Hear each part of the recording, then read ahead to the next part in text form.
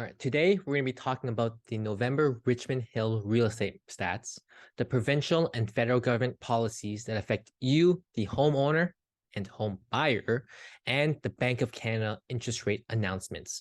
So let's get started. So the first thing we're going to talk about is the provincial government policies, right? So they approved of the 2 additional dwellings, right? So you can rent out your basement and your backyard. And so is that going to improve supply? It should, right?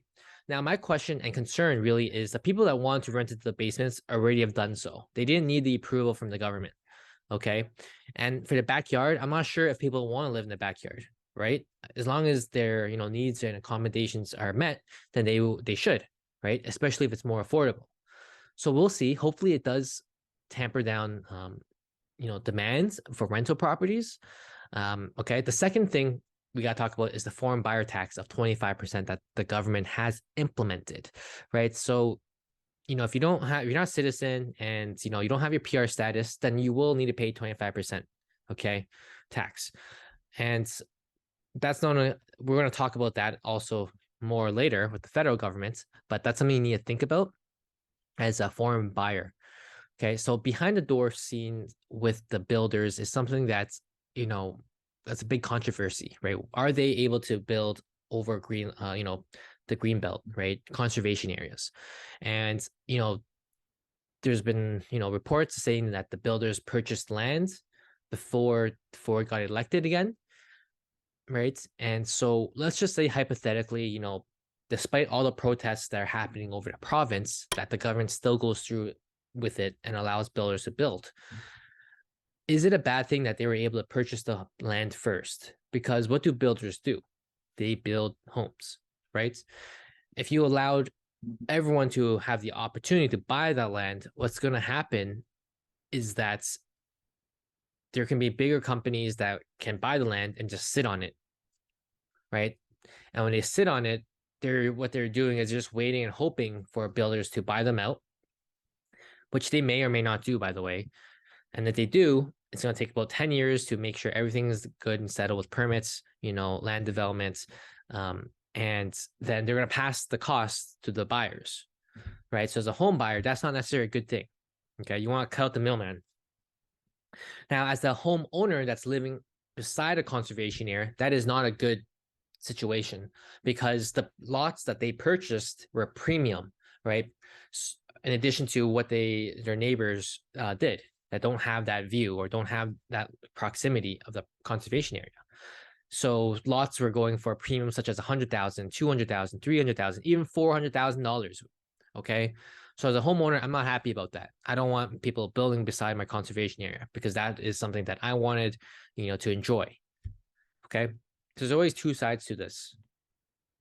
Now, the federal government policy is that they are banning foreigners starting January. Okay. So going back to the provincial, like how does that work, right? Does the foreign buyer tax go away after January, right? So it's not likely. What's going to happen is companies are able to work around the system, and if they can get past that hurdle of the federal ban, they still will likely need to pay the 25% tax. Okay. And so as a foreign buyer investor, do I want to go through all those hurdles and costs, or would I rather go somewhere else, a different province, to purchase homes, right? Like Alberta, for example. So one of the other things we need to look at too, another important variable is the Toronto vacant rural tax. Okay. So what they're implementing in 2023 is that if a homeowner leaves their property vacant for 6 months, they need to pay a 1% tax on that. Okay. So that's not 1% tax on the market price of your home, but 1% tax of your of the assessed value by the local government. Okay, which is lower. Okay. And why I'm telling you about this when we're talking about Richmond Hill, right, is that if Toronto is successful in doing this, the other municipalities are going to look to it and may actually think about implementing it. If they're successful, why can't we do it, right? Not saying that they will, okay, because that's right now it's an ongoing issue. And the concern I have is that, yes, that can be a rule, right? But how do you actually enforce it? Because there are 2 different things here. You got the rules and then you got the enforcement. The enforcement is what's going to cost cost capital, right? More working capital. You got to hire more staff to enforce this. But because we are dealing with higher value of an asset, then it is very beneficial for the municipalities to actually enforce this. Okay, I don't know how yet, but they definitely will need to. Okay, so another factor we need to look at is China. Right, in the past, they would shut down neighborhoods for COVID cases and even businesses and manufacturing companies. So the good news is China began to ease these COVID restrictions, which will stabilize their economy and the global supply chain. Right, they manufacture lots of goods, including your iPhones, clothing, etc. And hopefully, this will lead to lower prices. Okay. Now, the natural transition to this conversation then is the Bank of Canada, right? When they increased the interest rate just recently by 50 basis points to 4.25% now.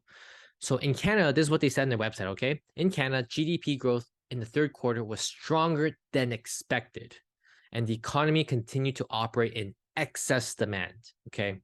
Canada's labor market remains tight with unemployment near historic lows. Okay, so what they're saying is what they said in the past, right? That there's excess demand. So how do you limit demand? They increase interest rates. And that's what I'm expecting from them to do again in January. We just don't know how much yet.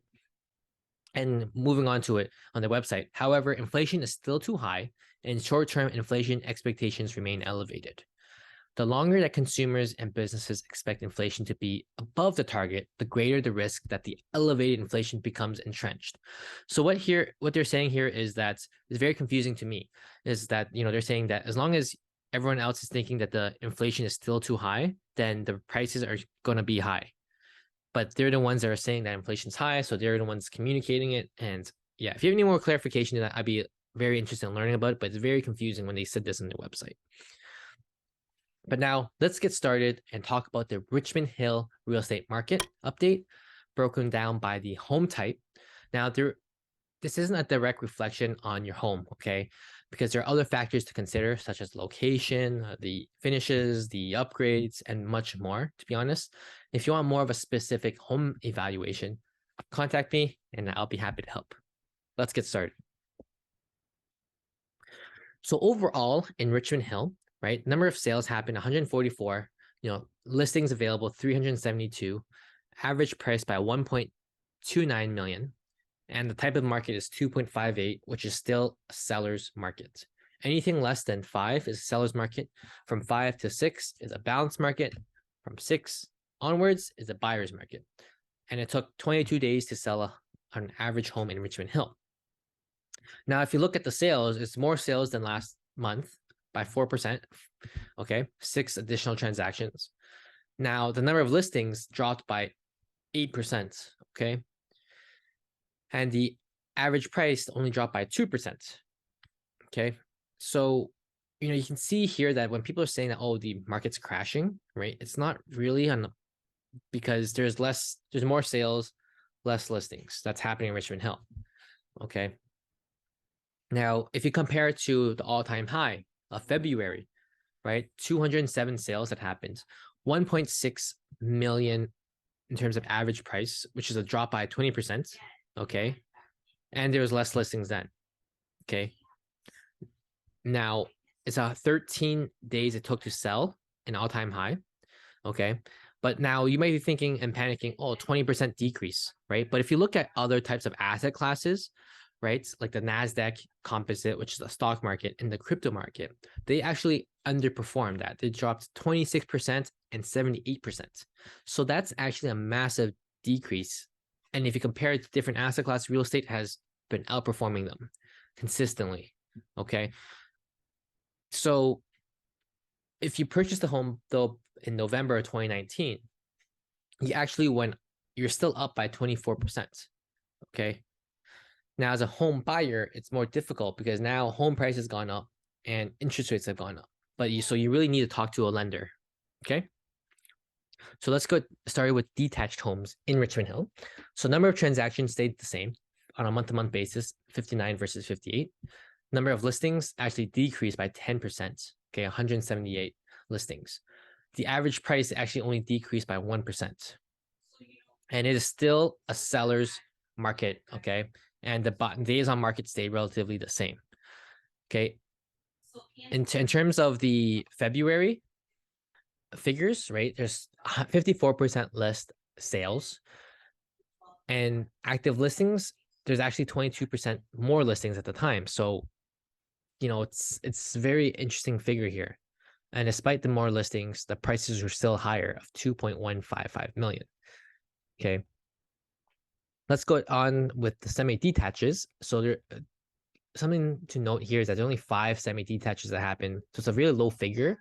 Okay, so it's not necessarily enough to justify the figures because it can be easily skewed. Okay, so right here we can get started. 5 transactions, 13 active listings. The number of average price was 1.11 million, 8% decrease on the year month before, 23% decrease to all-time highs, but still a 40% increase, okay, from pre-pandemic, November 2019, of 793,000. All right. It's still a seller's market, everyone. In terms of townhouses, though, in Richmond Hill, right, 28 sales versus 23. Okay, 38 active listings, which stayed the same. Okay, there's a 5% decrease in price. Okay, on a month-to-month, 22% decrease from February, all-time high, but yet it's still a 32% increase pre-pandemic. And it's still a seller's market, 1.36, and it took 12 days to sell a townhome in Richmond Hill. Moving on to condo townhouses, right? 18 transactions versus 11 in October. On a year-to-year basis, that's more sales, double the sales, which is very interesting, okay? November 2021, very hot market still at the time, double the number of transactions, okay? Now the prices dipped, okay, by 11%, but the interest rates have gone up multiple times before that. Every 1% increase in interest rate leads to about a 10% decrease in how much you can borrow as a buyer. I guess it's a general rule. So yes, the prices dropped by 11%, but because the bank raised the rates from 0.25 to 4.25, you needed the prices drop by 40%, which it did not happen. Okay. So the type of market is still a seller's market. Okay. And in terms of condo apartments, last but definitely not least, but you got 32 transactions, 126 active listings, 649,000 average sold price. Type of market, still a seller's market of 3.94.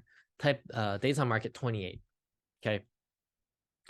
So in terms of the month-to-month basis, right? There's less sales, sure, but there's also less active listings. Okay.